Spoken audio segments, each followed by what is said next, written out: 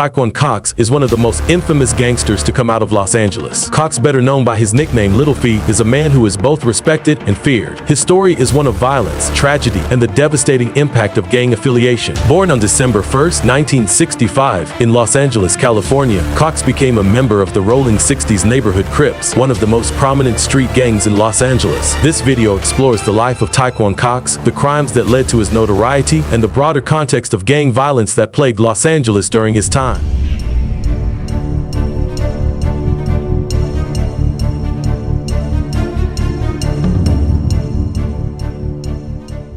Cox grew up in a city deeply affected by gang culture. Los Angeles in the 1970s and 1980s was a city marked by economic disparity, racial tensions, and the emergence of street gangs as powerful entities within certain neighborhoods. For many young men like Cox, joining a gang seemed like a way to gain respect, protection, and a sense of belonging. The Rolling 60s neighborhood Crips, part of the larger Crips organization, became one of the most dominant gangs in South Central Los Angeles, and Cox became an active member during his teenage years. Gang life, however, came with a price.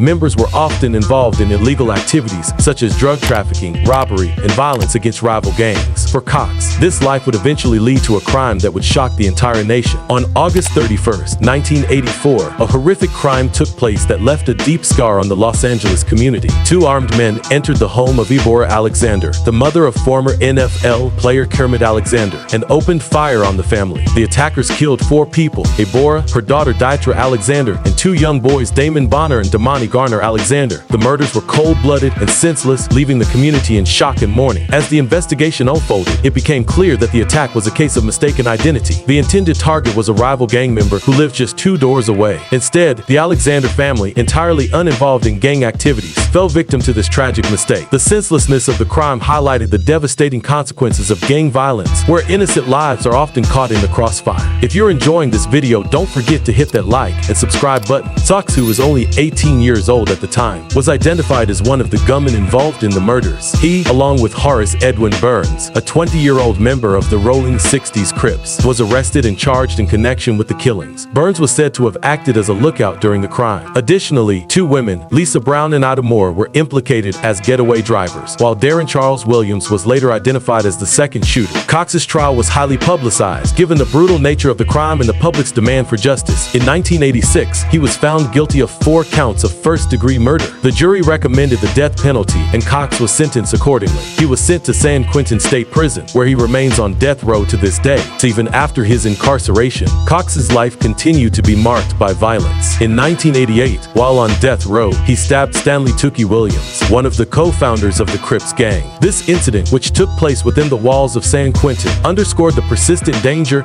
and gang-related tensions within California's prison system. Williams, who later became an anti-gang advocate and was nominated for the Nobel Peace Prize, survived the attack, but the event was a stark reminder of the ongoing cycle of violence tied to gang life. The stabbing incident was later depicted in the 2004 film Redemption, the Stan Tookie Williams story, which explored Williams' life, his efforts to leave gang life behind, and his eventual execution. Cox's role in the attack highlighted his continued entrenchment in gang culture, even behind bars. In the year 2000, Cox's notoriety grew even further when he and 2 other inmates attempted to escape from San Quentin State Prison. The escape plan was elaborate but ultimately unsuccessful. The inmates managed to cut through a section of chain-link fence and intended to take hostages to facilitate their escape. However, prison officers discovered the plan in time and subdued the inmates before they could carry it out. This escape attempt raised significant concerns about security measures within San Quentin and the broader prison system. It also added to Cox's reputation as a dangerous and determined individual, further solidifying his infamy. The story of Taekwon Cox is not just about one individual, but also about the broader context of gang violence in Los Angeles during the 1980s and 1990s. The rise of gangs like the Rolling 60s Crips was fueled by a combination of socioeconomic factors, including poverty, lack of educational opportunities,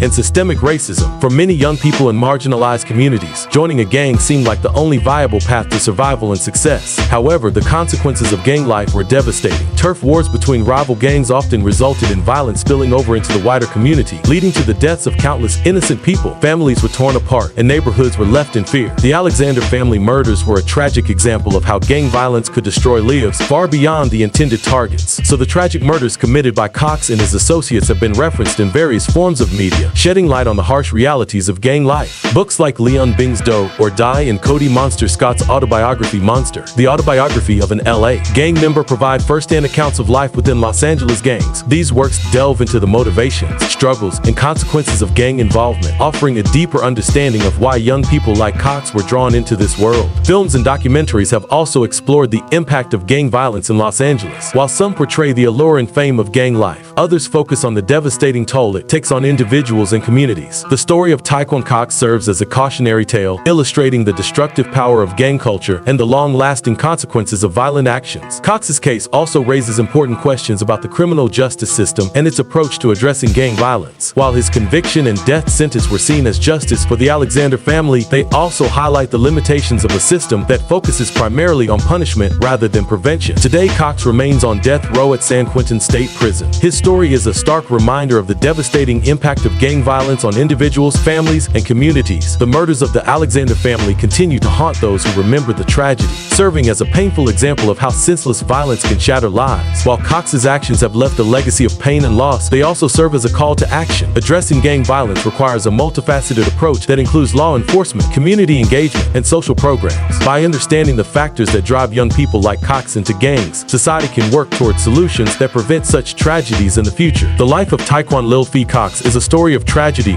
and lost potential. From his early involvement in the Rollin 60s Crips to his role in the devastating murders of the Alexander family, Cox's actions have left an indelible mark on Los Angeles history. His story underscores the need to address the root causes of gang violence and to create opportunities for young people to build brighter futures. As we reflect on Cox's life and the impact of his actions, it is crucial to remember the victims of his crimes and to honor their memory by working towards a safer and more just society. By addressing the systemic issues that contribute to gang violence, we can help prevent future tragedies and create a world where all individuals have the chance to thrive. If you enjoyed this video, don't forget to hit the like and subscribe button for more videos on Underworld Icons. Click the box above for more.